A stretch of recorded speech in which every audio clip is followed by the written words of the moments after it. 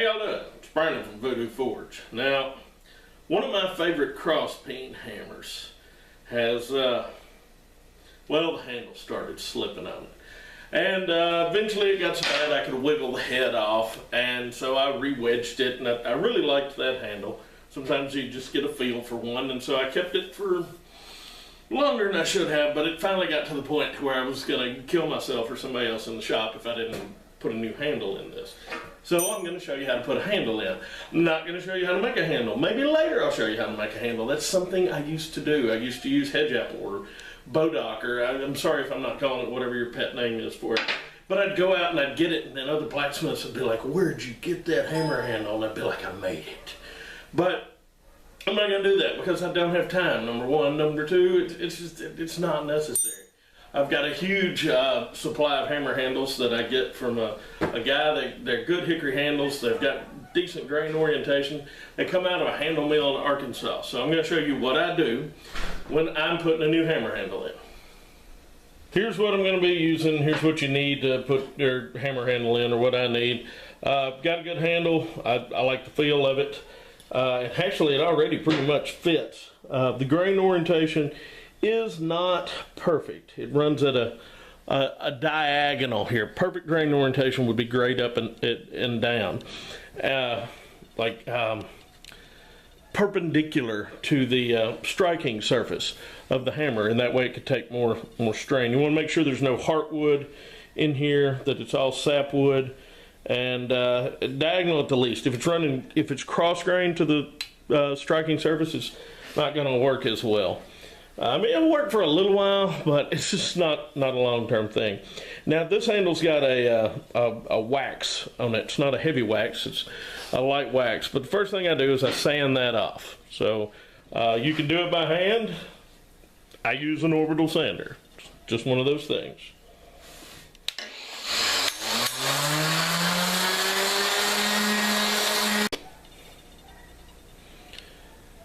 Okay, got this thing sanded. That was 40 grit paper. That leaves it a little rough. I mean, it's smooth, but it's got some texture to it. One of the main reasons why I sand it is I like to use boiled linseed oil on my tool handles. It helps preserve them. It gives them the feeling, I don't know how to put it. It makes it more like it's living wood, which will make it last longer. It keeps the balance in check. At least that's a theory. I could be wrong. But with boiled linseed oil, you know, you apply it once a day for a week, and then like once a week for a month, and then once a month for a year, something like that. After about applying it once a day for a week, I forget about it, and by then it's got enough sweat from me in there that it doesn't need any more boiled linseed oil. When you're using boiled linseed oil, your rag, don't just wad it up and throw it somewhere. Leave it out somewhere flat to dry. The chemical reaction boiled linseed oil, as it dries, if it's all wadded up, it'll produce heat, and it can spontaneously combust the rag, burn down your shop. It'd be terrible. You'd be very silly. Okay, at this point, I'm going to put the head on, and I'm going to hold it up. I'm going to give it a wrap on the bottom of the handle. That will actually drive the head on. You don't want to hit the head. I don't know if you can see that little bit of curl right there. That means it's seated good. Okay, this wedge, don't need all of it, so I'm going to mark it.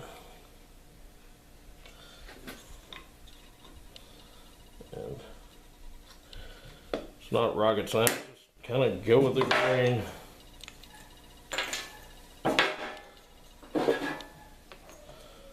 Put a little linseed oil, a little boiled linseed oil on your wedge. Helps protect and lubricate it when you're putting it in. Yeah. Of course, there's a bunch of different ways to do this. The easiest is just to tap it in. I mean, don't beat the snot out of it. Just tap it in.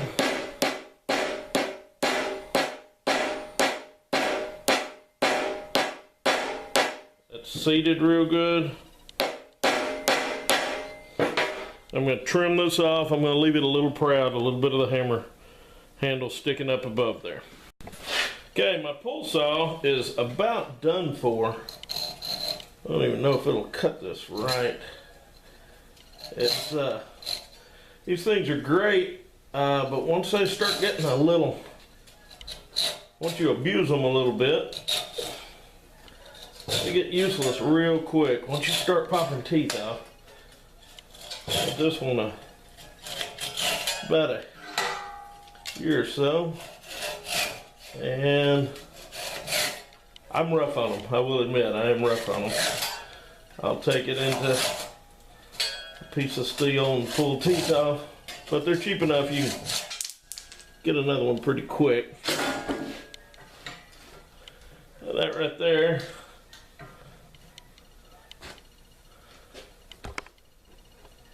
it's a little uneven. Easy enough fix.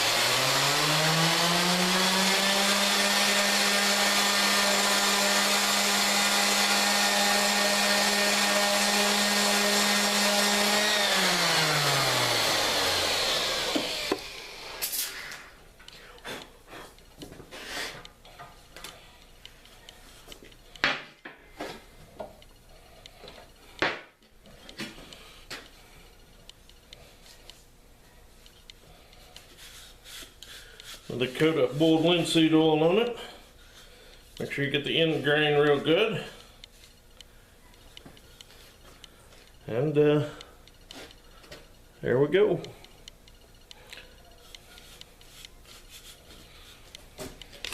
Hey, it's done. I mean, that'll give you an idea of the scale of it. But this is one of my favorite heads. I like the weight, I like the shape. It's 1 kilogram head, so 2.23 pounds, something like that. But it's not, I mean, it's really not rocket scientist. A couple of little notes in the video. Reminder again, use boiled linseed oil, spread your rag out.